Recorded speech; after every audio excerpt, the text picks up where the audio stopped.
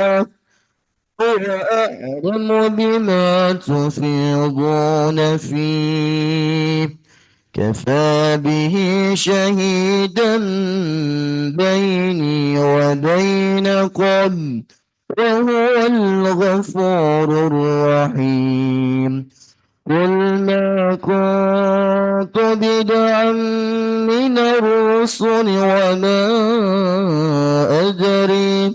وما أدري ما يفعل بي ولا بكم إن أتبع إلا ما يوحى إلي وما أنا إلا نذير مبين قل أرأيتم إن كان من عند الله وكفرتم به وشهد شاهد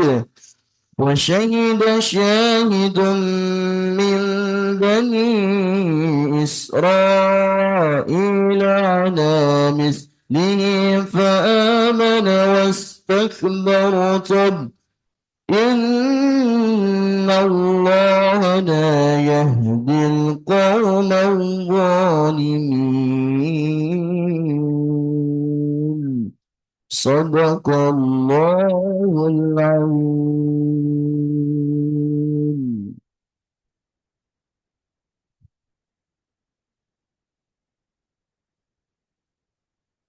Alhamdulillah, Bapak dan Ibu yang insya Allah dirahmati dan dimuliakan Allah, kita telah menyelesaikan tadarus kita surah Al-A'raf.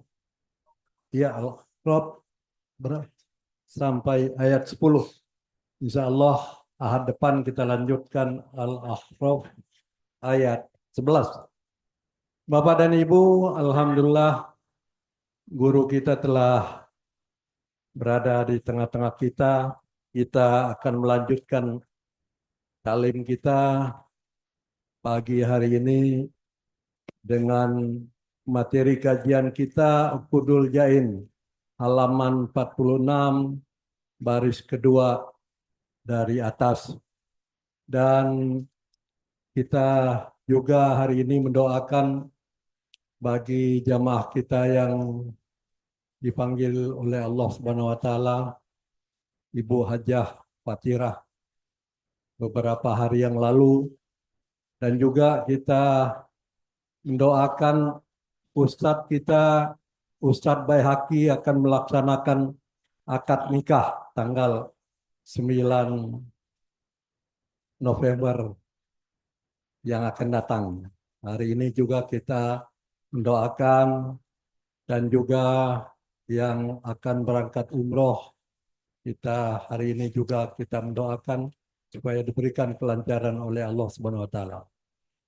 Bapak dan Ibu, sesuai kesepakatan kita, selama 1 jam penuh, konsentrasi penuh, ya kita memperhatikan materi supaya kita pulang membawa ilmu yang bermanfaat, ya, untuk diri sendiri, untuk keluarga, dan untuk masyarakat.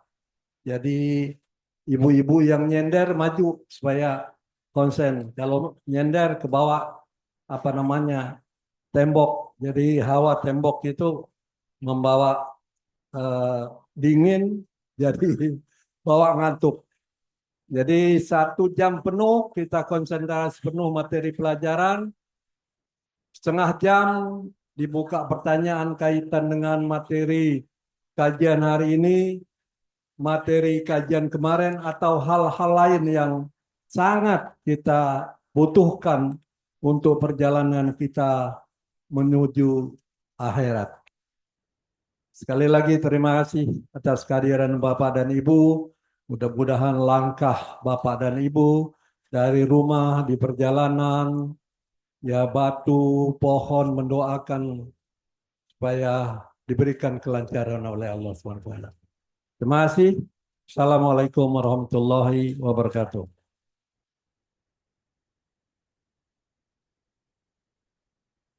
Assalamualaikum warahmatullahi wabarakatuh. Bismillahirrahmanirrahim. Alhamdulillahilladzi khalaqal mauta wal hayata liyabluwana ayyuna ahsanu amala. Wassalatu wassalamu ala nabiyil mustafa wa ala alihi wa ashabihi wa atba'ihi ahli sidqi wal wafa amma ba'd. Yang terhormat Ketua Majelis Ta'lim Minhajul Muslim, Bapak Dr. Anas Fakhruddin Z, MSI, Bapak Ibu hadirin dan hadirat sekalian, keluarga besar Minhajul Muslim yang dimuliakan dan dirahmati Allah Subhanahu wa taala. Mengawali kaji kita pada pagi hari ini, marilah dengan sesama kita manjatkan doa. Yang pertama, semoga Bapak Ibu yang hadir dalam majelis ilmu pagi ini beserta keluarga di rumah selalu dalam perlindungan Allah Subhanahu wa taala. Diberi kesehatan, keimanan, ketakwaan, Amin. keberkahan, Amin. kemajuan, kebahagiaan lahir batin. Amin. Dijauhkan dari wabah, penyakit, malapetaka, teror, kejahatan, dan lain-lain. Yang kedua, kita berdoa buat keluarga besar Minhajul Muslim, khususnya yang telah berpulang ke rahmatullah, Ibu Hajah Fatirah binti Daladi Joyo Diharjo pada hari Senin 28 Oktober yang baru lalu. Kita doakan semoga almarhumah ditempatkan di tempat yang mulia di alam barzah, dan kepada kita semua, keluarga yang ditinggalkan diberikan ketabahan dalam menghadapi musibah yang amat berat ini. Yang ketiga, kita berdoa buat keluarga kita, jamaah kita. Yang pertama, Haji Akhyar bin Haji Muhammad Rais, Hajah Salbiah binti Haji Salbini, Novita Yulianti binti Yudi Haryono, Rio Mori bin Syahrullah, Gadiza Widya Vega binti Faruzi, Pak Sutarman dengan Nyonya. Insya Allah tanggal 8, malam tanggal 9 November, malam Sabtu jam 00.30, bersama saya akan meninggalkan tanah air menuju Jeddah. 12:30 malam dini hari, insya Allah sampai di Jeddah pukul 6 pagi waktu Jeddah. Kita doakan seluruh jamaah umroh diberikan kesehatan, keselamatan, kelancaran, kemudahan, keberhasilan dalam meraih umroh makbulah. Dan kepada yang belum berhaji dan umroh, kita doakan semuanya pergi haji umroh. Yang keempat, kita berdoa buat Ustadz Baihaqi. Insya Allah tanggal 9 bulan November akan melangsungkan akdun nikah di Serang, Banten. Kita doakan pernikahan yang akan dilangsungkan tanggal 9 berlangsung lancar, sukses dan berkah, menjadi keluarga sakinah, mawaddah, warahmah. Mengantarkan doa itu, marilah kita bacakan Ummul Quran, Al-Fatihah. Bismillahirrahmanirrahim.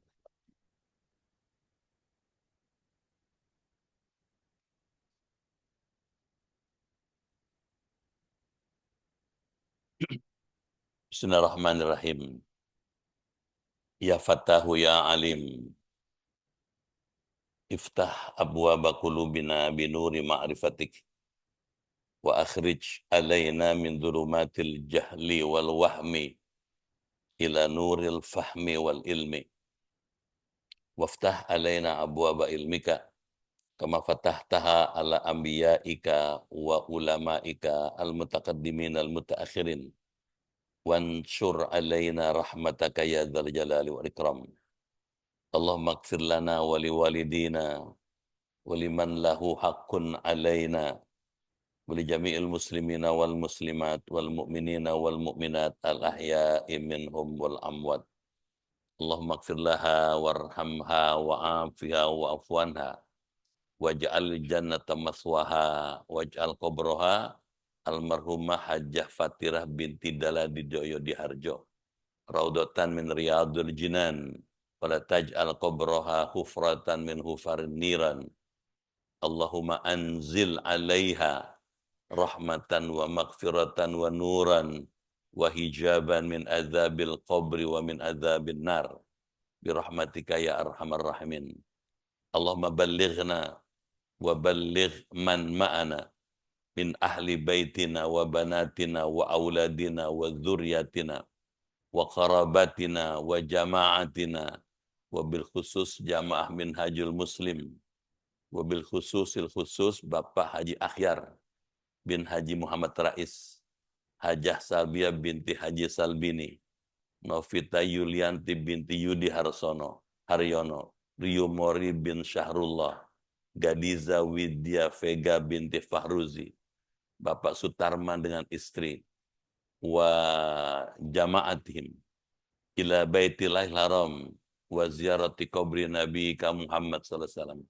Warzuqna wa iyahum ziyarata Makkah wal Madinah salimin ghanimin farihin makbulin mustabshirin birahmatika ya arhamar rahimin.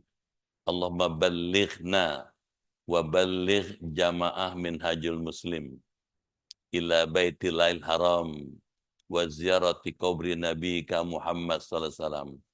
Warzuqna wa iyahum ziyarata Makkah wal Madinah salimin ghanimin farihin makbulin mustabshirin birahmatika ya arhamar rahimin. Allahumma alif baina qulubihima kama alafta baina Adam wa Hawa wa alif baina qulubihima kama alafta baina Yusuf wa Zulaikha wa alif baina qulubihima kama alafta baina Musa wa Safura wa alif baina qulubihima Ustadz Baihaqi wa calonnya kama alafta baina nabiyina Muhammad sallallahu alaihi wasallam wa Khadijatul Kubra wa Aisyah Ridha. Allahumma rabbana taqabbal du'aana wa yassir lana umurana wahdina subulas salam. Rabbana atina fid dunya hasanah wa fil akhirati hasanah wa qina adzabannar. Walhamdulillahi rabbil alamin. Bapak Ibu dimuliakan Allah, pagi ini kita bersyukur dapat kembali hadir bermuajahah dalam kajian kitab Uqudul Lujain fi bayani huquqiz zaujain. Saya menyampaikan ucapan terima kasih dan penghargaan yang tinggi pada Bapak dan Ibu yang telah memilih hadir di Minhajul Muslim pagi ini. Terima kasih juga kepada Pak saudara kita nih, Pak Gatot, ya sudah lama ya dengan Ibu ya. Juga banyak lagi yang baru-baru, yang lama tapi baru. Saya doakan semua yang baru hadir bersama kita tetap kerasan ngaji di Minhajul Muslim. Saya doakan semua yang hadir beserta keluarga masuk surga. Amin. Badannya sehat. Amin. Umurnya panjang. Amin. Imannya kuat. Amin. Ibadahnya giat. Amin. Rezekinya luas. Hidupnya berkah. Amin. Usahanya maju. Anaknya soleh. Amin. Keluarganya sakinah. Amin. Bisa husnul khotimah. Amin. Buat ibu-ibu kita yang senior, yang sepuh-sepuh di belakang, sehat terus. Amin. Berkah terus. Amin. Dan bisa husnul khotimah. Amin.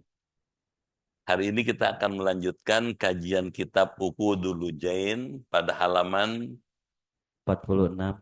46. Ya. Silakan dibaca. Oh. Bismillahirrahmanirrahim.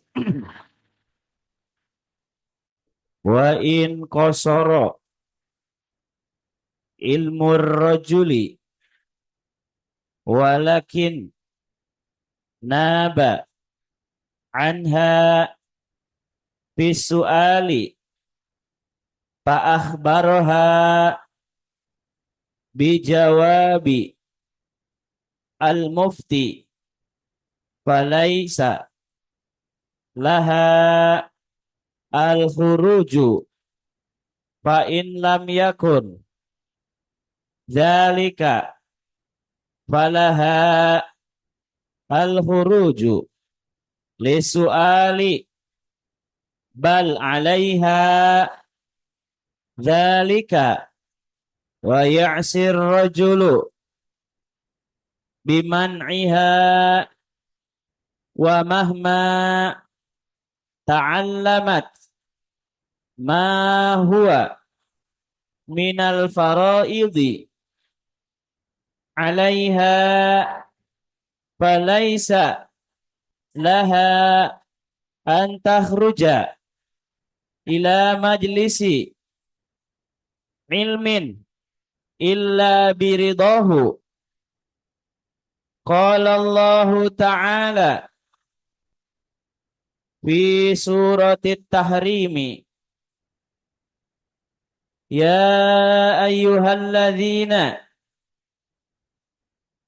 amanu ay aqarru bil imani ku anfusakum wa ahlikum ay minan nisa'i wal auladi wa kulli man yadkhulu fi hadzal ismi naran. Qala turjumanu al-Qur'ani Sayyiduna Abdullahi ibnu Abbasin fi ma'na dzalika faqihuhum ay 'allimuhum syara'i'a al-islami wa addibuhum ay 'allimuhum mahasina al-akhlaqi. Wa qila inna asyaddan nasi adzaban yaumal qiyamati man jahila ahlahu.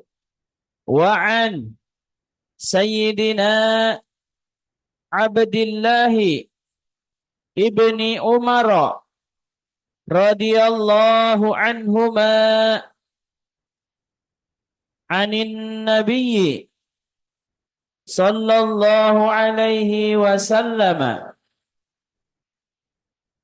annahu qala kullukum ra'in ay hafizun mu'tamanun multazamun li salahi ma'tumina ala hifzihi fahuwa matlubun bil adli fihi wal qiyami bimasalihihi wa mas'ulun an ra'iyatihi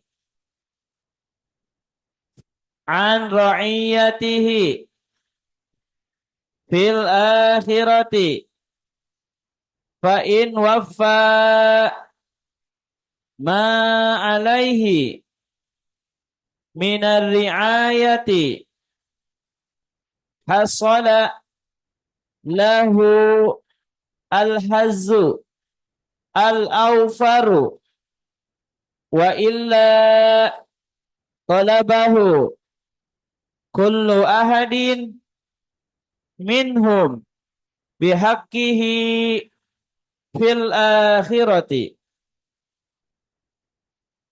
Bapak Ibu dimuliakan Allah, apa maknanya? Seperti apa pahamnya? Barusan yang Bapak Ibu baca itu mengajarkan panduan bagaimana seorang istri menyikapi suaminya. Sebaliknya, bagaimana tanggung jawab seorang suami terhadap istri dan anak-anaknya di hadapan Allah. Seperti apa persisnya kita bahas. Wa in qasara ilmu rajuli. Jika pendek ilmu laki-laki itu, maksudnya apabila seorang suami pengetahuan agama tidak banyak. Walakin naba, tetapi ia menjadi pengganti anha daripada istrinya. Jadi seorang suami mesti lebih unggul dibandingkan istrinya dalam segala hal. Dalam ilmu agama, dalam ilmu pengetahuan umum, gitu. Dalam banyak kemampuan. Visuali dalam menanyakan ilmu, fa'akhbaroha. Maka dia menceritakan kepada istrinya. Jadi kalau seorang suami tidak bisa menjawab pertanyaan istri tentang hal-hal terkait dengan agama, dia bisa merujuk pada jawaban para ulama. Bisa tangkap? Dijawabil mufti katanya. Tentang jawaban mufti. Mufti itu orang yang berfatwa. Falaisa lahal khuruj, maka tidak boleh bagi istrinya al-khuruj keluar, thalabul ilmi. Jadi seorang istri tidak boleh keluar dari rumah dengan maksud menuntut ilmu. Fa illam yakun dzalika. Jika suami tidak mengizinkannya. Kedengaran? Kalau suami tidak mengizinkan seorang istri hendak pergi menuntut ilmu, maka sikap yang mesti dibangun, dia patuh pada suaminya. Tapi biasanya seorang suami ketika tahu istrinya minta izin, istrinya akan belajar ilmu pengetahuan, apalagi ilmu-ilmu agama, pasti ngasih. Umumnya memberi, bahkan mendorong. Gitu. Menyediakan fasilitas, menyuruh supaya lebih giat lagi. Seandainya tidak dikasih, katanya, fa'in lam yakun dzalika fala huruj. Maka jika suaminya tidak demikian, maka boleh istrinya keluar li soal untuk menanyakan ilmu. Bal alaiha dzalika. Malah wajib kepada istrinya keluar thalabul ilmi wa ya'sir rajul bimaniha. Durhaka seorang suami kalau melarangnya. Kedengaran? Ibu butuh pengetahuan agama. Suami nggak bisa jawab. Kalau suami melarang, suaminya dosa. Kedengaran? Dia durhaka kepada Allah. Dia maksiat kepada Allah. Gitu.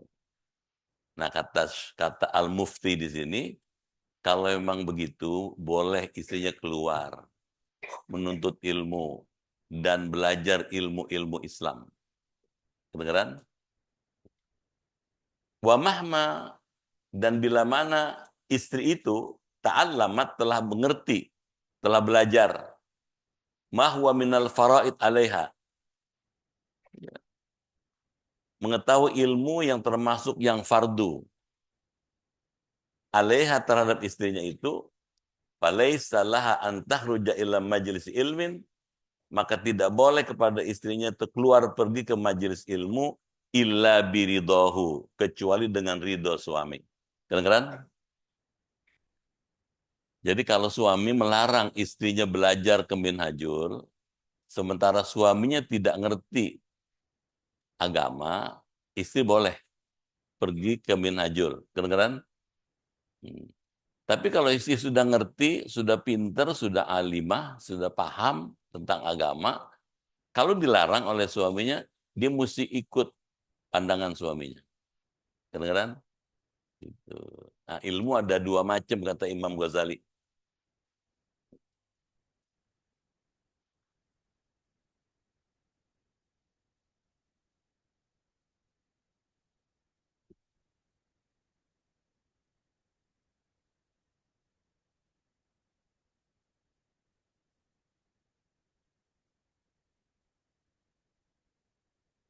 Dilihat dari kewajibannya katanya ada ilmu yang fardu ain.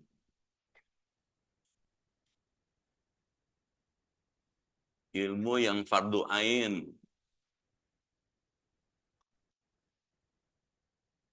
Jadi seorang muslim atau muslimah, ilmu ini wajib. Tiap orang mesti belajar.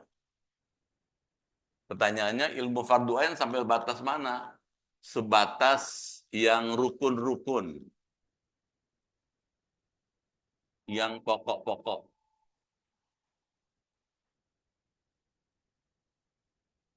dalam agama. Seorang muslim mesti tahu apa rukun Islam, apa rukun iman, dan seterusnya. Yang pokok-pokok dia mesti tahu. Ini wajib hukumnya. Setiap orang mesti belajar ini. Ada yang kedua, ada fardu kifayatin.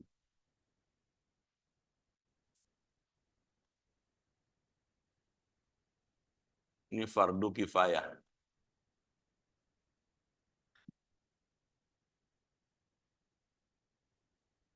Jadi selain yang pokok, ini fardu kifayah. Jadi tidak seluruh orang sejagat ini belajar yang ini. Yang ini cukup diwakili oleh sekelompok aja. Sebagian dari anggota masyarakat.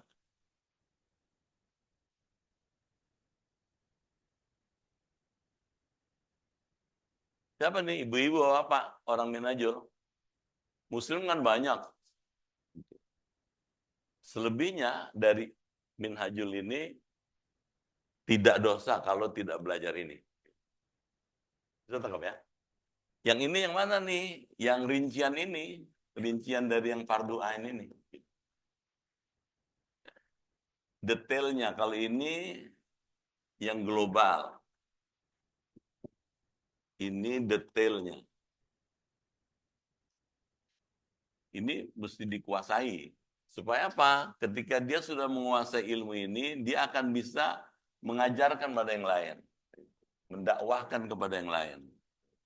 Jadi kalau sudah dikuasai ini, dia nanti akan menjadi al-muballighin.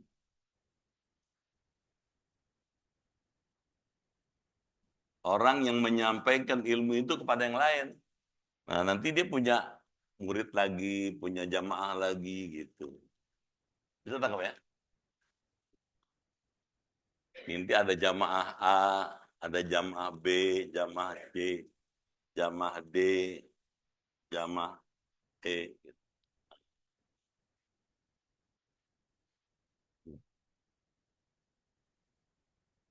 Nah, ibu-ibu, bapak-bapak ada di sini. Bisa tangkap ya? Nanti kalau sudah belajar, sudah ngerti ilmunya, ajarin lagi pada keluarga, pada tetangga, pada kerabat, andai tolan. Gitu. Sehingga ilmu Islam itu menjadi meluas. Ada diseminasi namanya. Diseminasi ilmu. Nih. Kita tangkap. Sekarang kita lanjut. Qala Allah Ta'ala. Allah Ta'ala berfirman. Fi surat At-Tahrim. Dalam surah At-Tahrim. Ya ayyuhalladzina amanu. Hai orang-orang yang beriman. Bisa laki-laki, bisa perempuan. Ya. Tapi di sini dikatakan oleh Imam Syekh Nawawi. Aqarru bil iman. Yakni yang telah ikrar dengan iman. Apa isinya? Ku anfusakum, jagalah dirimu. Hai orang beriman, jagalah dirimu. Wahlikum, jaga juga keluargamu. Ai minan nisa, yakni daripada istrimu. Maksudnya, jaga dirimu agar tidak masuk neraka, jaga juga istrimu agar tidak masuk neraka. Wal aulad, demikian juga anak-anakmu katanya. Gitu. wa kulli ma yadkhulu fi hadzal ism, dan semua orang yang termasuk pada nama ini. Jadi seorang suami punya kewajiban untuk menjaga dirinya, menjaga istrinya, menjaga anaknya, menjaga keturunannya agar tidak masuk neraka. Kedengeran? Jadi suami itu mulia. Itu sebabnya menikah itu bukan cuma sekedar duduk bersanding di pelaminan. Cuma sampai kakek-kakek ninen-ninen, bukan. Menikah itu sampai masuk surga. Jadi seorang suami mesti punya obsesi bagaimana membawa dirinya, istrinya, anaknya, cucunya, keluarga besarnya masuk surga. Itu sebabnya tanggung jawab seorang suami sangat besar. Gitu. Ya. Jadi bukan sekedar di dunia, tapi saya masuk surga. Supaya istrinya bisa masuk surga, supaya anaknya bisa masuk surga, dia mesti bisa ngajarin kepada istrinya apa yang fardu dalam Islam, apa yang disunnahkan dalam Islam, bagaimana akidah Islam, bagaimana syariah dalam Islam, bagaimana akhlak dalam Islam. Kedengeran? Diam aja. Ya, jadi luar biasa suami itu. Bagaimana menyelamatkan diri dan keluarganya agar tidak masuk neraka. Kalau si suami nggak bisa menjalankan fungsi itu, dia mesti berusaha mencari jalan agar istrinya ngerti. Bagaimana istrinya supaya bisa ngerti syariah. Bagaimana istrinya supaya ngerti akidah. Bagaimana supaya istri dan anaknya ngerti akhlak. Kalau nggak bisa ngajarin sendiri, ajak istrinya, ajak anak cucunya belajar Minhajul. Iya, di Minhajul semua diajarkan, hampir semuanya. Tafsir, hadis, fikih, tasawuf, akhlak. Jadi kalau mau belajar, datang ke Minhajul. Gitu. Kalau nggak bisa ngajar sendiri, disuruh anak istrinya belajar. Kalau nggak muat, dibawa ke atas. Kalau nggak muat juga keluar. Ya, nggak apa-apa. Kedengeran? Ya, jadi tugas tanggung jawab suami itu menyelamatkan diri dan keluarga serta keturunannya agar tidak masuk neraka. Mulia sekali. Jadi wajib hukumnya bagi seorang suami menyelamatkan dirinya dan keluarganya agar tidak masuk neraka. Sekarang kita lanjut. Qala telah berkata tarjumanul Quran Sayyiduna Abdullah ibn Abbas. Ibnu Abbas itu seorang sahabat Nabi yang mengerti itu, memahami Quran, menguasai Quran kata gitu. Apa kata Ibnu Abbas? Faqihuhum katanya. Ajarkanlah ilmu fikih kepada mereka. Kedengaran? Alimuhum, ajarkan mereka katanya syariat Islam, tentang syariat Islam. Jadi kewajiban suami nih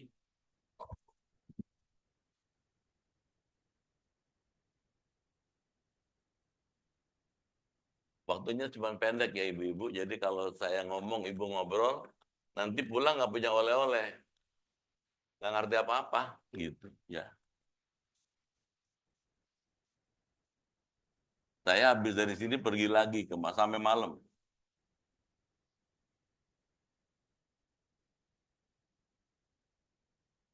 Ya,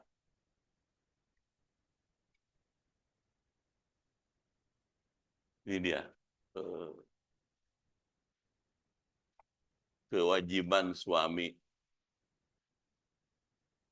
terhadap istri dan anaknya serta keluarganya, terhadap cucunya, keturunannya. Satu, berdasarkan ayat tadi itu besarannya menyelamatkan diri, istri, anak, dan keluarga dari api neraka. Menyelamatkan. Ini besarannya. Caranya gimana? Gitu. Bagaimana supaya dirinya selamat, istrinya selamat, anaknya selamat, cucunya selamat, keturunan selamat, kerabatnya selamat. Ibnu Abbas mengatakan, ajarkan anak istri, katanya, ilmu syariah. Ilmu syariah contohnya fikih. Apa tuh ilmu fikih? Ilmu fikih. Fikih berasal dari kata faqaha. Faqaha yafqahu. Paham. Jadi pemahaman manusia tentang syariat. Bagaimana orang memahami syariat. Fikih itu kalau dibuka isinya, dia mengandung hal-hal yang terkait dengan ibadah. Ibadah ada sholat, puasa, zakat, haji, umrah, sedekah. Bagaimana bisa sholat? Bagaimana bisa puasa dengan baik? Bagaimana bisa zakat dengan baik? Bagaimana bisa haji dengan baik? Itu kewajiban suami itu.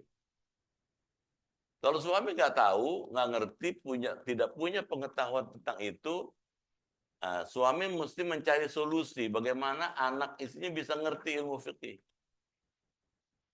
Sholat misalnya, untuk bisa sholat dengan baik, dia mesti wudunya biar benar. Beneran? Supaya wudunya terima, toharohnya mesti bisa benar. Bersucinya, mandinya biar benar, istinjaknya biar benar. Ilmu fikih itu. Selain ibadah, fikih juga mengandung soal-soal yang muamalah. Apa muamalah? Jual beli, sewa menyewa, tukar menukar, simpan pinjam. Ya. Dan masih banyak lagi muamalah ini. Nah, suami mesti bisa ngajarkan istri anaknya ini nih. Kalau dia nggak bisa, sarankan, ajarkan supaya si istri dan anak itu belajar ke lembaga yang menyediakan sarana itu.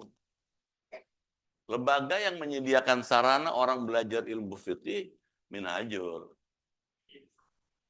Di masjid lain ada, tapi yang paling gampang Minhajul. Satu paling dekat dengan orang RW 5. Jalannya nggak jauh. Gitu. Ya.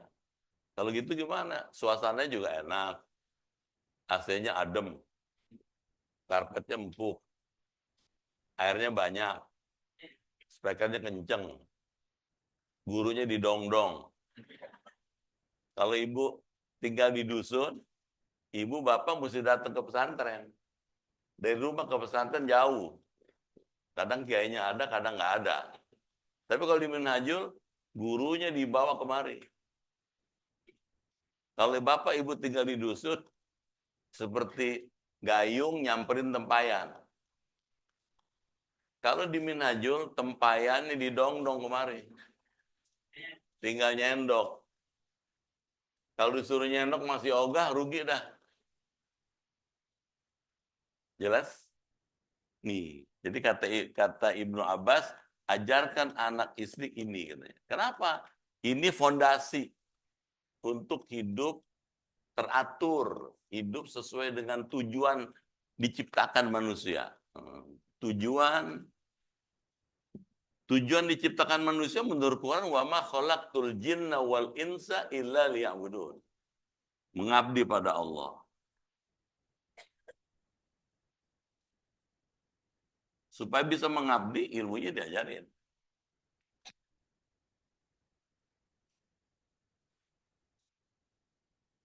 Wadibuhum, dan ajarkanlah adab, katanya, kepada mereka. Ai alimuhum mahasinal akhlak. Ajarkan kepada anak istri, apa itu? Akhlak yang mulia. Yang kedua, ajarkan akhlak.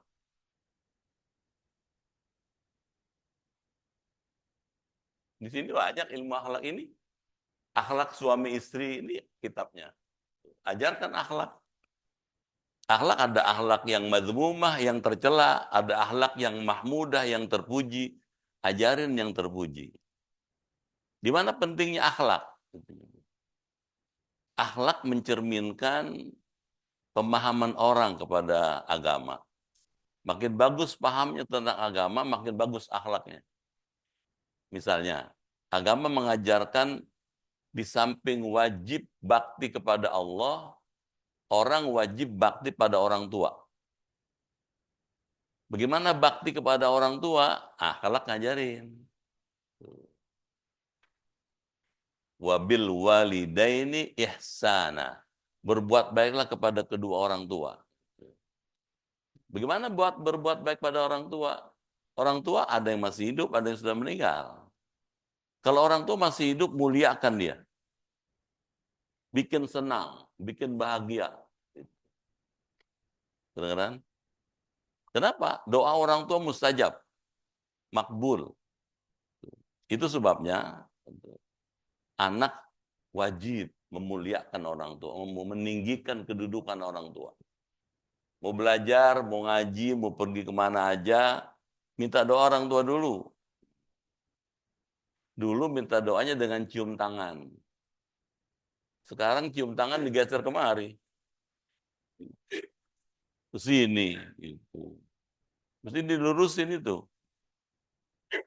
Dulu kalau ada orang tua lagi duduk, anak nggak berani lewat depannya. Ini mesti lewat belakang. Gitu. Kalau terpaksa juga mesti lewat, permisi dulu dia permisi. Sekarang bukan permisi, lari di depan bapaknya. Jauh. Makan bersama bapak ibu. Kalau orang tua belum nambah, anak nggak boleh nambah. Ini orang tuanya baru nyuap sekali, dia 5 kali udah nyuap. Berubah jauh. Kedengeran? Dulu asal orang mau pergi sekolah, mau pergi ngaji, mau pergi ke madrasah atau ke pondok pesantren, cium tangan sama ibunya, bapaknya. Sekarang berubah. Dah, mam. Belanda bukan, Jepang bukan. Kenapa sih cium tangan dulu, minta doanya, baru Assalamualaikum gitu. Kalau mau bilang dah, boleh aja kalau di sambil luar. Jadi ajarkan adab katanya. Sebetulnya ada yang ketiga yang lupa nih Ibnu Abbas. Ajarkan akidah Islam.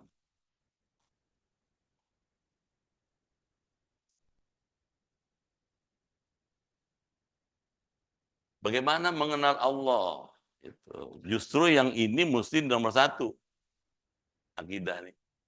Kenapa akidah? Karena akidah itu landasan dari sebuah bangunan Islam. Jadi kalau Islam ibarat sebuah bangunan, landasannya, fondasinya itulah akidah. Apa isinya akidah? Ilmu tauhid.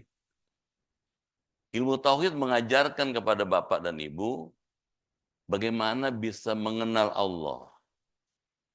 Bagaimana bisa beriman pada Allah. Allah ada sifatnya yang wajib. Ada sifat yang mustahil. Ada sifat Allah yang jaiz. Diajarin. Gitu. Dengan belajar sifat-sifat Allah, kita bisa mengenal seperti apa Allah. Gitu. Mana buktinya Allah wujud? Mana buktinya kalau Allah itu ada? Banyak. Adanya langit, adanya bumi, adanya alam semesta menjadi bukti adanya Allah. Lahu ma fis samawati wa ma fil ard wa ma bainahuma. Kepunyaan Allah lah semua yang ada di langit. Semua yang ada di bumi serta isi di antara keduanya. Nalarnya, nggak mungkin ada langit, nggak mungkin ada bumi kalau tidak ada penciptanya. Jadi begitu bapak dan ibu melihat langit, di pikiran bapak dan ibu ada Allah. Bagaimana bisa menyimpulkan ada Allah? Nggak mungkin ada matahari kalau nggak ada yang buat. Yang buat matahari pasti bukan matahari. Di luar matahari, itulah Allah. Sama, seperti kalau ibu bapak ngelihat meja. Begitu bapak ibu lihat meja, di pikiran bapak dan ibu, pasti ada yang bikin di meja. Setuju nggak? Nggak mungkin meja tahu-tahu ada aja gitu. Jadi ada yang bikin. Jadi begitu kita ngeliat meja, kita pikir ada pembuat meja. Sama. Adanya langit, adanya bumi menjadi bukti adanya Allah. Karena yang bisa menciptakan langit dan bumi cuma Allah. Nah, ilmu tauhid, akidah itu akan mengajarkan itu. Di samping sifat Allah, tauhid mengajarkan af'alullah, af'alnya Allah, perbuatan Allah. Mana perbuatan Allah? Memberi rizki. Ibu bapak bisa duduk di masjid Al-Jihad bin Hajjul Muslim juga karena sehat, bukan? Yang ngasih sehat siapa? Tuh, yang bikin sehat antara rizki dari Allah. Nggak bisa dibantah. Kita bisa duduk dengan nyaman, itu juga karena rezeki dari Allah. Nah, diajarin af'alnya Allah seperti apa. Diajarin dalam ilmu akidah ini asma'nya Allah. Asma'nya Allah yang ada di Quran 99. Sesungguhnya lebih dari itu, tidak terhingga. Tapi untuk memudahkan orang bisa mengenal Allah lebih jauh, di Quran cuma ada 99. Itu pun belum tentu hafal. Dari situ kita bisa mengenal seperti apa Allah. Misalnya, Ar-Rahman, Ar-Rahim. Apa bedanya Ar-Rahman dengan Ar-Rahim? Kalau Ar-Rahman, azimur rahmah. Agung kasih sayangnya. Sifatnya Ar-Rahman itu umum kepada semua makhluk tanpa pilih bulu. Yang beriman dikasih rezeki, yang nggak beriman dikasih rezeki juga. Benar nggak? Muslim dikasih rezeki, nggak Muslim dikasih rezeki.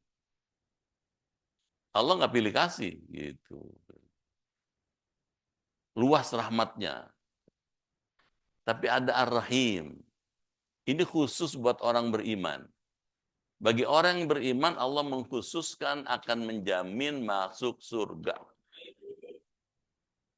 Jadi kalau ada orang tidak beriman, dapat rezeki, duitnya banyak, ya nggak apa-apa. Itu kadang karunia Allah. Gitu. Kita juga dapat rahmatnya Allah, rahmannya Allah. Cuma kita punya rahimnya Allah. Mereka nggak punya. Gitu. Kalau kita dapat jaminan bakal masuk surga selama tidak syirik. Nah, bagaimana memahami Allah supaya tidak syirik? Ilmu akidah ngajarin. Ada akidah rububiyah. Masih ngedengerin nggak nih? Ada akidah uluhiyah. Gitu. Ada akidah nubuwah. Gitu. Ada akidah ruhiyah. Ada akidah sam'iyah. Ada oleh-oleh.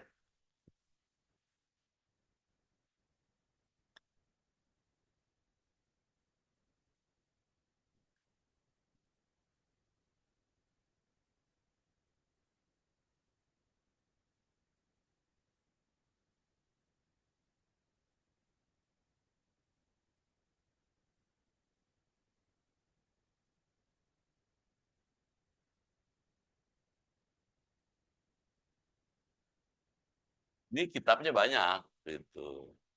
Ya, ilmunya luas. Gitu. Jadi tetap belajar ini. Supaya apa? Kalau akidahnya kuat, ibarat rumah fondasinya kuat, maka bangunannya akan kokoh. Bangunan Islam enggak syariah ini.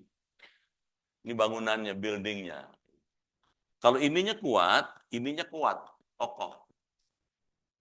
Akhlak ini atapnya. Atapnya Islam ini akhlak. Puncak dari seluruh akidah dan syariah itulah akhlak mulia. Nah, suami mesti bisa ngajarin begini nih pada istrinya. Kalau nggak bisa, ajak ke Minhajul. Beneran nggak? Makanya ibu kalau kepengen suaminya alim, ngerti agama, ajak ngaji. Diam aja. Nah, nggak mau katanya gitu. Nah, Ibu mesti bisa bujuk.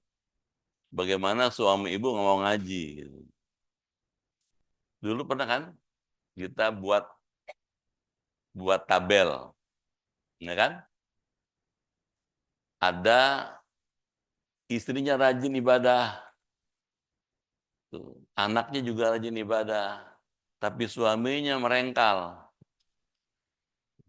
Apa merengkal? Nggak nurut gitu. Tuh kayak keluarga Fir'aun. Nah, istrinya mesti bisa ngajak supaya suaminya tidak seperti Fir'aun. Sebaliknya ada. Gitu. Suaminya rajin ibadah. Gitu. Istrinya nggak pernah ibadah. Anaknya juga durhaka. Kayak keluarga Nabi Nuh. Naudzubillah. Yang bagus, yang ideal, suaminya rajin ibadah, istrinya rajin ibadah, anaknya rajin ibadah. Itu orang minhajul tuh. Jadi bagaimana supaya suami ibu mau belajar? Ajak dia. Tadi saya ngajar di tempat lain.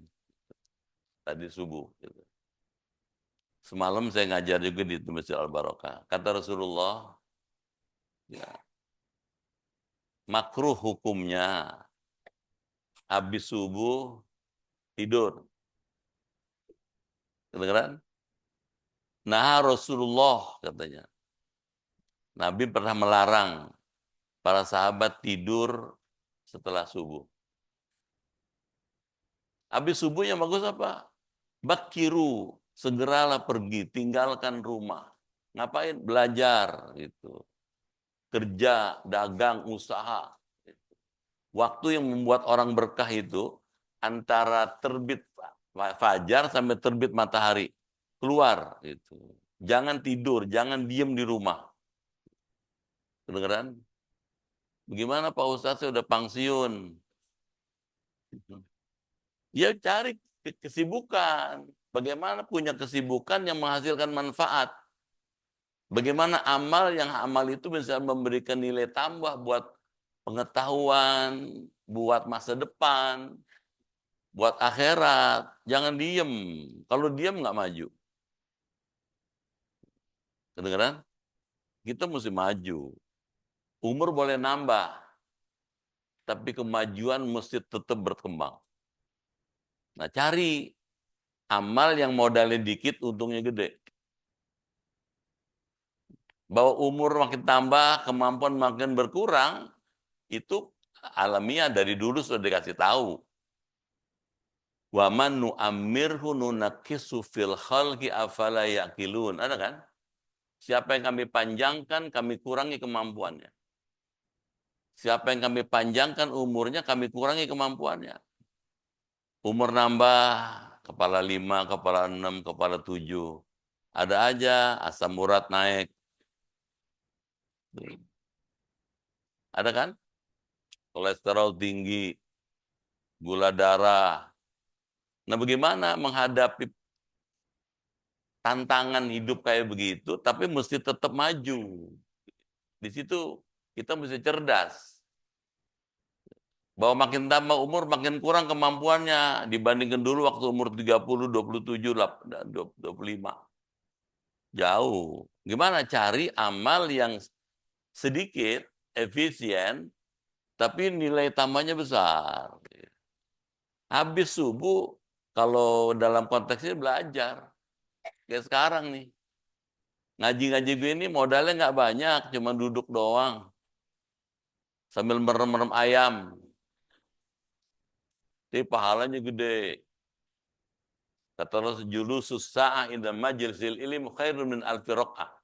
Duduknya kamu di majelis ilmu 1 jam lebih besar dibandingkan sholat sunnah 1000 rakaat.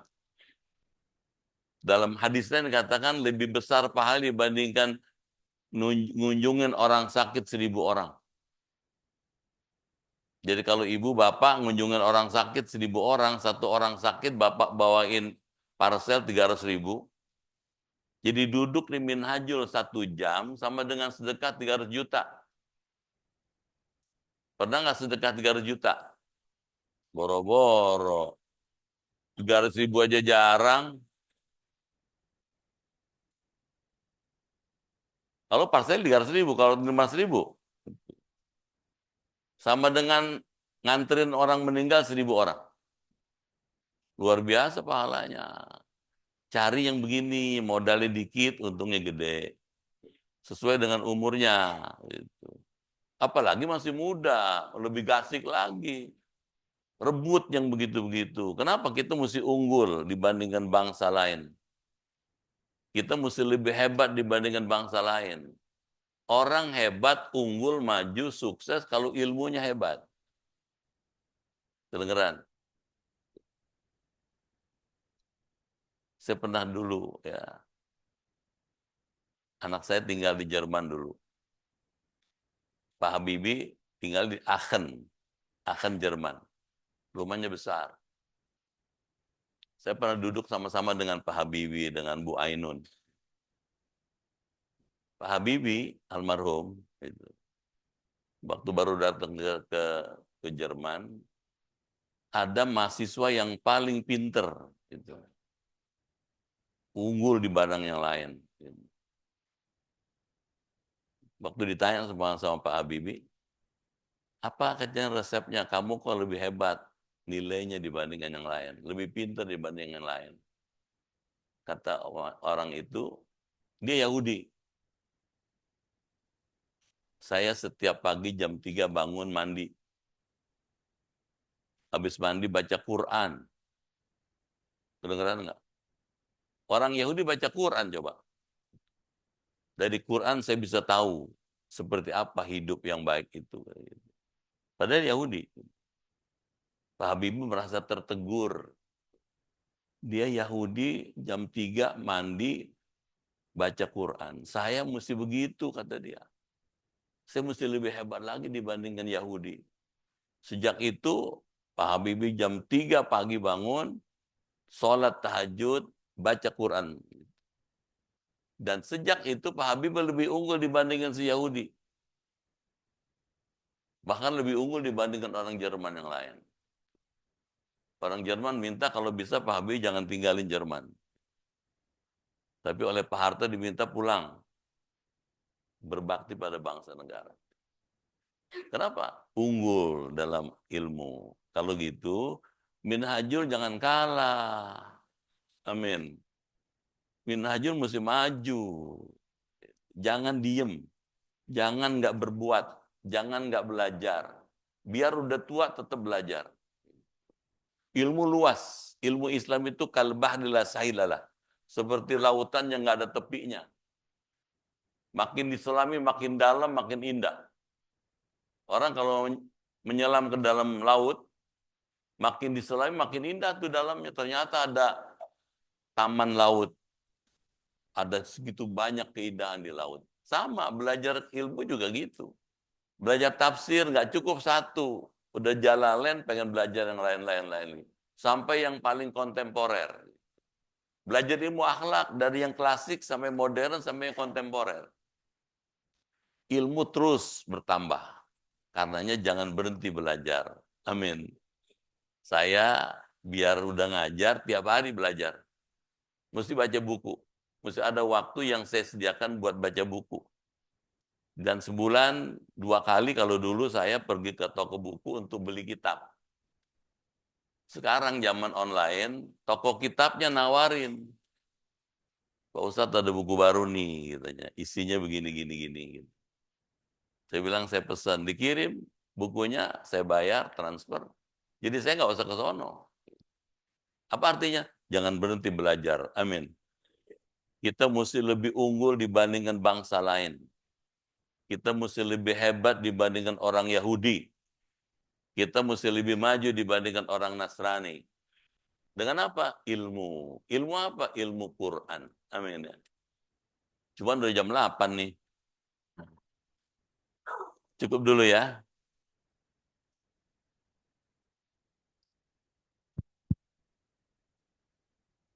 Alhamdulillah, Bapak dan Ibu, materi kajian kita Uqudul Jain yang membahas tugas keluarga untuk menyelamatkan, tugas suami menyelamatkan istri, anak, dan keluarga dari siksa api neraka.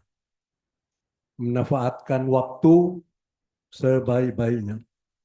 Dan sebagaimana biasa, Mak diberikan kesempatan untuk Bapak dan Ibu menyampaikan pertanyaan kaitan materi pelajaran kita hari ini atau kemarin pertanyaan yang tertunda. Silakan ya, Alak itu dulu. Mik, Ruhiyah, nggih. Ruhiyah tuh, pakai Pak. Malaikat, jin, syaitan, kiamat. Ruhiyah. Assalamualaikum warahmatullahi wabarakatuh. Salam. Pak, ini mau nanya, suami istri dan udah punya putra-putri 4 orang anak. Si istri ini mungkin lebih kuat iman takwanya daripada suaminya, Pak. Suatu ketika si istrinya itu minta izin untuk berangkat naik haji. Si suami tidak memberikan. Si istri tetap nekat untuk berangkat. Jadi dia berangkatlah Pak naik haji, Pak. Pulang naik haji, si suami ceraikan dia, Pak.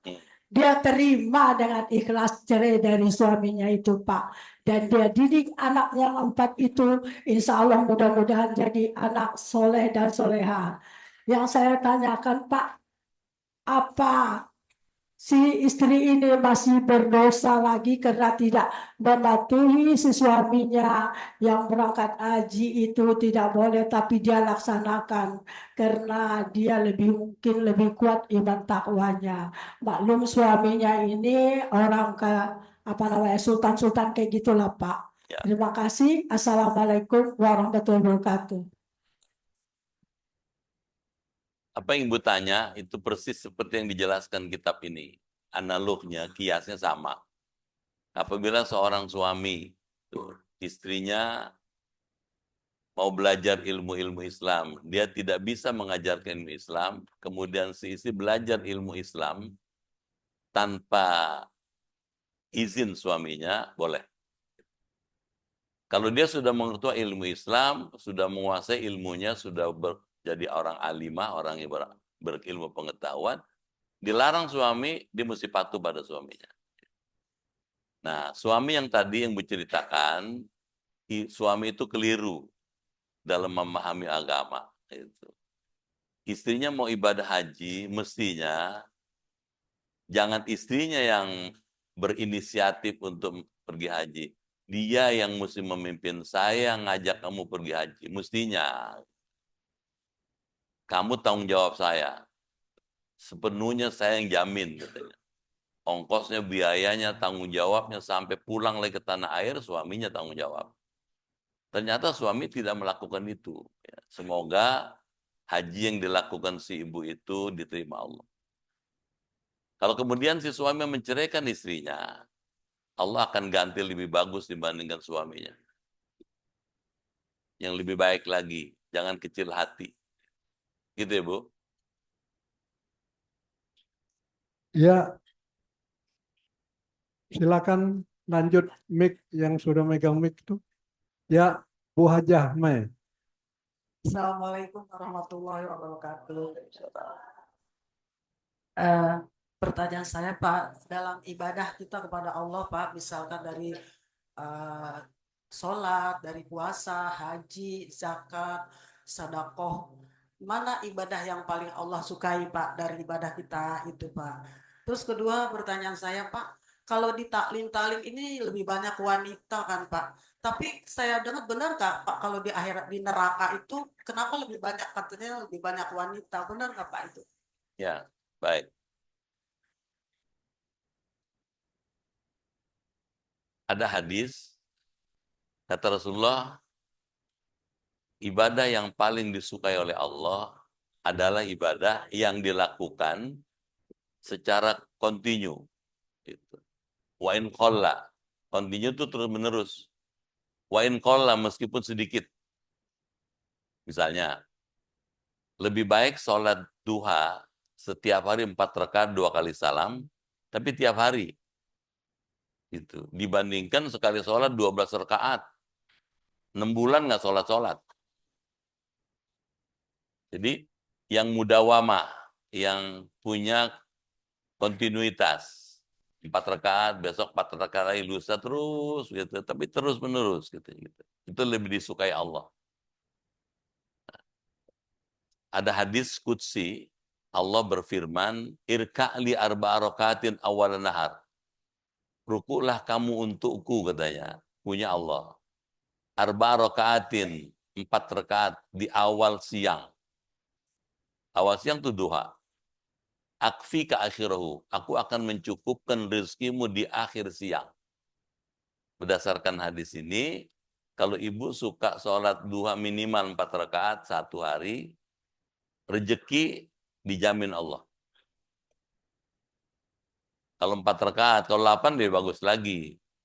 Tapi lebih bagusnya kalau mudawamah, terus teratur tiap hari. Itu ya. Kenapa di Minhajul lebih banyak perempuan? Sementara di neraka paling banyak perempuan. Jangan salah. Nabi ketika pulang dari Mi'raj ke langit, Nabi dikasih lihat oleh Allah, oleh Malaikat Jibril, neraka. Ketika saya lihat neraka, kata Rasulullah, ro'aitu an aksaroha. Ternyata paling banyak yang mengisi neraka minan nisa, perempuan. Sahabat langsung nanya, perempuan mana ya Rasul yang paling banyak mengisi neraka? Nabi Muhammad jawab ada 2, katanya. 1, wanita yang paling banyak mengisi neraka, tuksir dan laknah. Wanita yang paling banyak melaknat orang. Melaknat itu nyumpahin, ngaci maki, ya, sumpah serapah. Yang kedua, watakfurnal asyir. Wanita yang banyak masuk neraka kalau wanita itu tidak pandai berterima kasih pada suaminya. Dikasih berapa aja kurang aja. Nggak pernah cukup. Nah, ibu-ibu di Minhajul termasuk pelopor. Pelopor dalam mengajak semua orang masuk surga. Kalau ibu jadi pelopor, ibu mesti bisa memelopori rumah tangga ibu. Ajak suami, ajak anak. Nggak apa-apa. Penuh nggak apa-apa nih Minhajul. Kalau nggak muat kita keluar. Kenapa? Hidup cuma sekali. Yang sekali itu mahal. Karenanya mumpung bisa, berbuatlah yang terbaik yang bisa kita lakukan. Gitu ya. Silakan, ada laki-laki yang bapak-bapak enggak ada. Iya,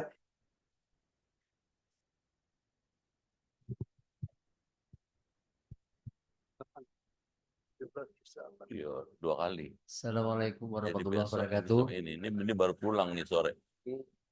Gitu. Pak Ustadz, kalau sholat berjamaah saya perhatikan itu sholat subuh, maghrib dan isya lebih banyak daripada sholat biasanya. Setelah sholat biasanya imam memimpin eh, wirid sampai selesai. Ada yang sendiri-sendiri, juga ada yang mengikuti imam sampai selesai. Terlepas dari pekerjaan itu, sebetulnya bagaimana yang diajarkan oleh Rasulullah? Kok ada yang sendiri, ada yang sampai mengikuti imam, juga ada yang langsung jalan. Ya, Terima kasih. dalam kitab Imam Ghazali yang juga kita baca, kita pelajari, Bidayatul Hidayah. Rasulullah SAW setiap habis sholat subuh itu nggak langsung pulang. Beliau berzikir. Ada 10 macam zikir yang dibaca. Dari setiap 10 itu per item, satu item itu 100 kali. Jadi 10 kali 100 ribu. Itu dibaca oleh Rasulullah sampai waktu Isra. Pertanyaannya, Ada yang bacanya berjamaah, dipimpin imam, makmum ngikutin, ada yang diem aja. Gitu. Apakah dengan yang membaca berjamaah itu menjadi bid'ah? Gitu. Berdasarkan sejumlah hadis, ada dalam kitab Bidayah Hidayah dikatakan, seorang sahabat menghitung berapa kali Nabi baca istighfar. Katanya. Ternyata bacanya setelah subuh itu 100 kali. Dia menghitung. Artinya dia ada di belakang Nabi, dia ngedengar istighfar Nabi itu bersuara. Gitu. Bukan diem. Karena itu imam ketika mengucapkan zikir setelah salam bersuara bukan bid'ah. Jadi bukan bid'ah. Dari mana dia tahu kalau Nabi baca 100 kali?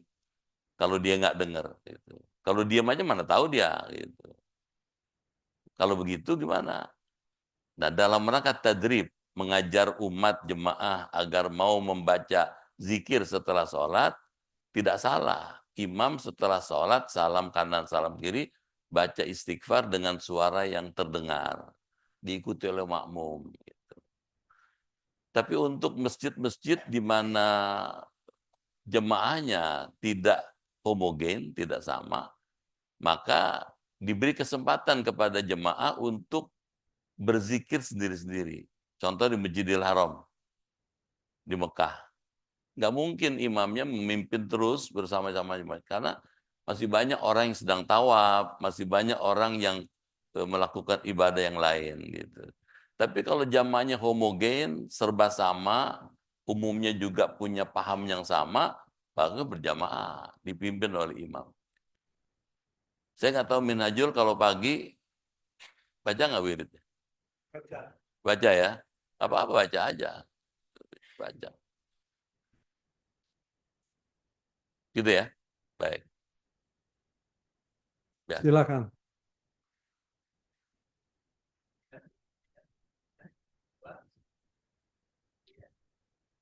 Samiyah. Ya. Akidah itu ada sub-subnya, ada subsistemnya. Ada akidah rububiyah. Akidah yang memposisikan Allah sebagai Rabb, sebagai pencipta. Dia pencipta alam semesta, pencipta langit bumi, pencipta manusia, pencipta hewan, dan lain-lain. Nah, bagaimana kita bisa memahami itu dalam memposisikan Allah sebagai Rabb? Ada ayatnya, ada hadisnya yang ujungnya mendorong kita untuk tunduk pada kuasa Allah. Misalnya nih Pak, kenapa matahari terbit di timur, tenggelam di barat? Terus tiap hari teratur. Terbitnya matahari di timur, tenggelam di barat mengindikasikan keteraturan. Keteraturan itu karena yang ngatur satu.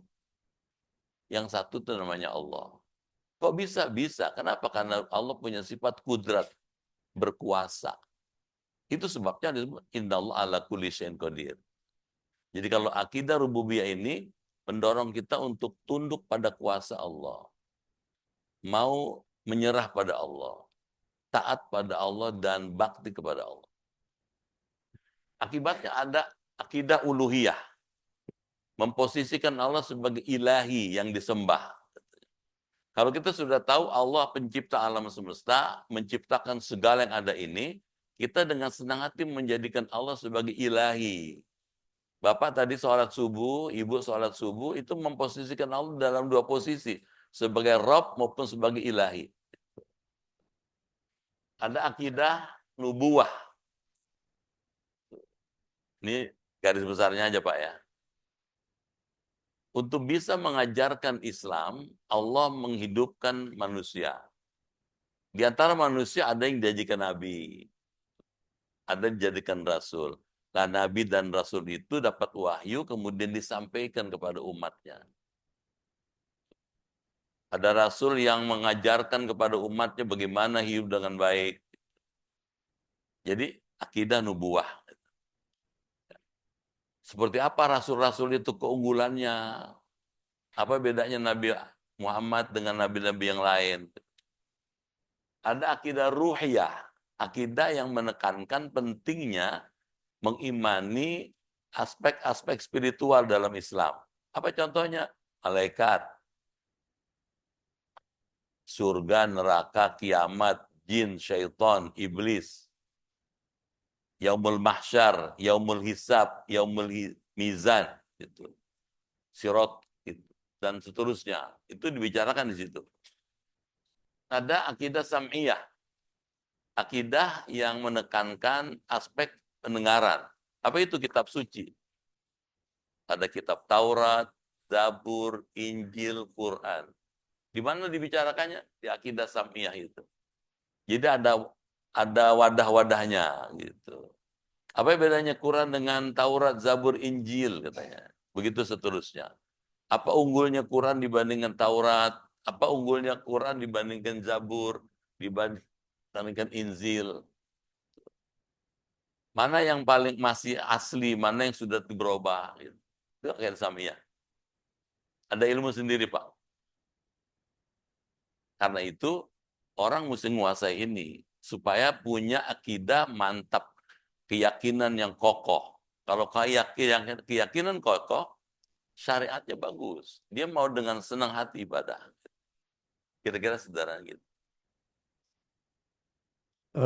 Pak Ustadz, ada jemaah yang ingin perdalami mengenai pertanyaan yang kemarin waktu setelah subuh menjelang waktu syuruk, sekarang jam 5.26.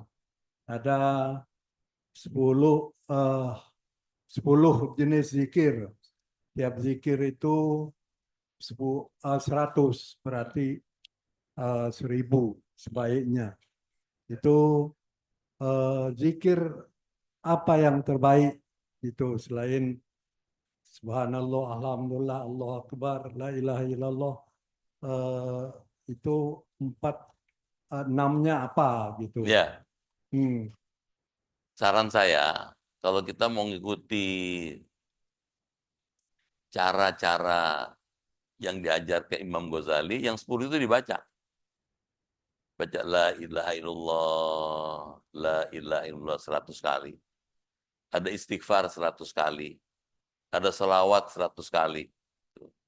Ada tasbih 100 kali. Jadi 10 kali per item 100. Gitu. Itu mesti ada yang mimpin. Ya, misalnya Ustadz Hanan atau Ustadz Baihaqi. Nanti jadi imam, udah sholat, selesai sholat, subuh, ya, kemudian zikir. Nah, tiap-tiap item 100 kali. Diikuti oleh jamaahnya. Sampai selesai sholat isyraq. Bisa. Itu jadi habit, jadi kebiasaan. Kalau di rumah, Bapak baca bukunya Imam Ghazali tadi, ikutin urutan itu.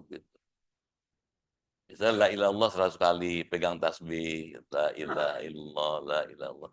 Pahalanya kata Rasulullah, sama dengan haji dengan umroh. Begitu besar sekali. Silakan. Nah, jadi kalau mau terlatih, dibiasakan di Minhajul nanti besok pagi misalnya, habis salam kanan, salam kiri, habis subuh baca kitab ini, 100. Bisa. Capek nggak apa-apa. Nah, karena tahu orang habis subuh nggak pulang lagi, syaratnya nggak boleh ngomong. Nggak boleh ngomong dunia. Jadi begitu salam, zikirnya tadi sampai sholat isyraq baru. Nah, karena jemaahnya habis subuh nggak langsung pulang, nah ibu-ibu jamaah yang punya rezeki lebih ngirim nasi uduk, ketan urap, supaya kalau ibu nggak sempat zikir, nah ibu bisa ngirimin makanan sehingga dapat pahala. Bukan buat saya kan nggak ada di sini kalau subuh. Saya cuma ngasih tahu doang. Jadi dapat pahala semua. Yang nggak sempat zikir, kirim makanan, itu berbagi juga. Jadi selesai sholat isyraq, makan, sarapan. Itu. Saya kalau ngajar di kompleks DPR sana, Saya Selasa tuh ngajar di komplek DPR. Selesai subuh ngajar tasawuf. Udah selesai, udah disediain tuh semua jemaah makan bubur ayam sama satenya disediain. Ada donatur yang saya yang tanggung deh, gitu. Saya yang ngurusin, gitu. Semua makan, gitu. Puluhan orang. Gitu. Nah, di sini 9 kali. Nah, nanti coba dilatih dulu, dibiasain. Paling sedikit, kalau nggak makanan ya minuman siapin. Lavida nih minumnya nih. Gitu ya.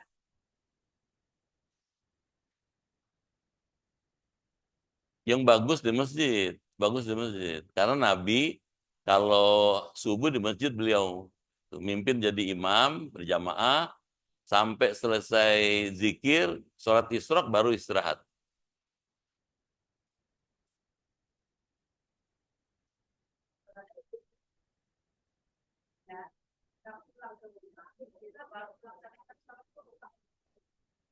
Bagusnya di masjid. Masjid. Sholat isyraq itu penutup zikir subuh. Masjid. Kalau di rumah udah ngobrol sini, ngomong ini, macam-macam. Nyobain pisang goreng. Langsung di sini. Bapak dan Ibu, pertanyaan cukup. Tadi Pak Ustadz sudah menyampaikan hari Jumat akan berangkat bersama dengan beberapa jamaah Minhajul. Ya, jadi Ahad besok tanggal 10. Ahad berikutnya tanggal 17. Tadi saya tanyakan apakah tanggal 17 sudah bisa kita taklim lagi. Kata Pak Ustadz baru sampai. Ya. Jadi ya taklim kita terpaksa kita liburkan. Tetapi menuntut ilmu wajib. Ya, bukan saja khusus Pak Ustadz. Jadi bukan saja kita yang jadi dirugikan, bukan korban. Apa masjid-masjid lain juga banyak yang terpaksa 2 ahad ini Pak Ustadz tidak bisa memberikan materi. Bapak dan Ibu, tadi juga ada pertanyaan, gimana Pak katanya diganti aja. Kita sudah pernah ya mengganti karena kajian ini berkesinambungan. Tadi pelajaran kita kan ada urutan, tidak asal apa materi khusus seperti maulid gitu lain. Jadi terbukti pesertanya sedikit ya. Jadi terpaksa kita liburkan Bu ya. Harus ikhlas redo kita liburkan Ahad depan tanggal 10 dan tanggal 17. Insya Allah tanggal 24 itu sudah taklim kita buka kembali. Oleh karena itu yang belum masuk dalam grup Minhajul, ya grup Minhajul itu yang kita share itu mengenai apa? Kebaikan. Jadi share di luar kebaikan, ya mohon maaf tidak terpaksa kita delete ya. Yang belum masuk grup untuk mengikuti perkembangan terus ya mengenai taklim kita sampaikan kepada kami. Saya kira itu. Jadi untuk Ahad tanggal 24 itu materi kajian kita sudah ada. Muhtarul Al-Hadisin Nabawi. Ya. Jadi kajian kita ada 5 kitab yang terus menerus. Jadi kalau saja kita berikan pada guru yang lain, dia juga tidak bisa mengikutinya. Jadi sekali lagi mohon maaf kita liburkan ya selama 2 minggu kepada teman-teman kita yang ikut rombongan Ustadz, ya mudah-mudahan sehat perjalanan. Amin. Ya dapat melaksanakan dan kembali dengan umroh mabruroh ya. Amin. Ya sehat, selamat berangkat perjalanan dan kembali. Saya kira itu kita tutup dengan doa. Al-Fatihah.